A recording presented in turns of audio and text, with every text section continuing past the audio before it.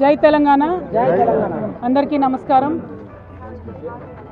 చాలా senior journalist గారు మునీర్ గారు మరి ఒక 6 నెలలు దాదాపుగా క్యాన్సర్ తోని బాధపడి వారు నిన్న మొన్ననే మరి జరిగిపోయినటువంటి విషయం తెలుసుకొని ఇక్కడికి రావడం జరిగింది.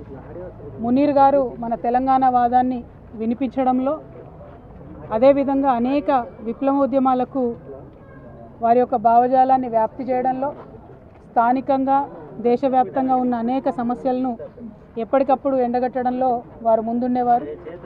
ఏమాత్రం భయం లేకుండా అద్భుతమైనటువంటి నాలెడ్జ్తోని వాక్చాతుర్యంతో ఆయన ఎంతోమందిని ప్రభావితం చేయడం జరిగింది.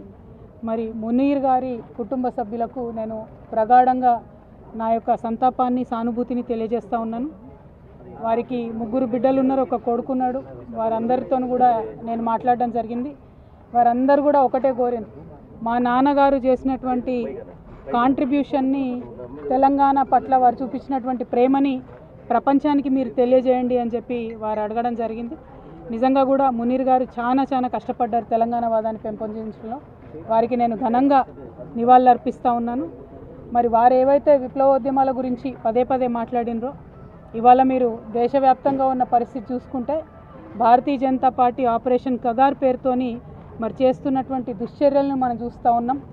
మరి మావోయిస్ట్ పార్టీ జనరల్ సెక్రటరీ గారు నంబాల కేశవరావు గారు వారు ఎన్కౌంటర్లో మృతి చెందితే కనీస మానవత్వం చూపించి అంతిమ సంస్కారం కోసం కుటుంబ సభ్యులకు మృతదేహాన్ని ఇచ్చేటటువంటి సంస్కారం కూడా లేనటువంటి పార్టీ భారతీయ జనతా పార్టీ.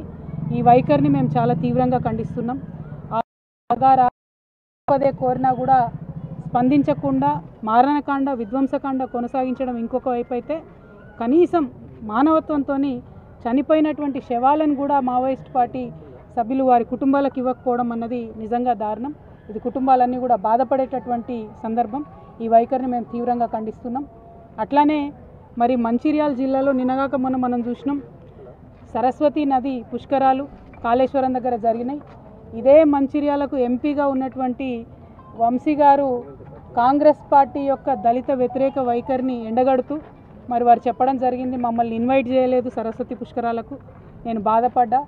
ధనం కన్నా పదవి కన్నా కులం గొప్పది ఈ సమాజంలో, నాకు చాలా అవమానం జరిగిందని వారు చెప్పడం జరిగింది.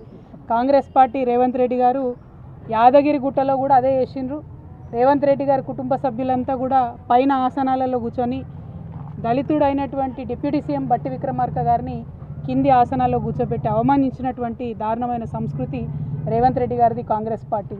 మరి 2 పార్టీల వైఖరి కూడా మరి సమసమాజ నిర్మాణానికి కానీ ప్రోగ్రెసివ్ థాట్ ప్రాసెస్ కానీ వ్యతిరేకంగా పనిచేస్తున్నటువంటి సందర్భాన్ని మునీర్ అన్న లాంటి జర్నలిస్టులు అందరూ కూడా తమ కళాలు జుల్పించి మరి వ్యతిరేకించాల్సినటువంటి అవసరం ఉందని చెప్పి ఈ మంచిర్యాల గడ్డ నుంచి నేను పిలిపిస్తూ ఉన్నాను. ఎందుకంటే మంచిర్యాల అంటే మనందరికీ తెలుసు పోరాటాల పటిమ ఉన్నటువంటి ప్రాంతం.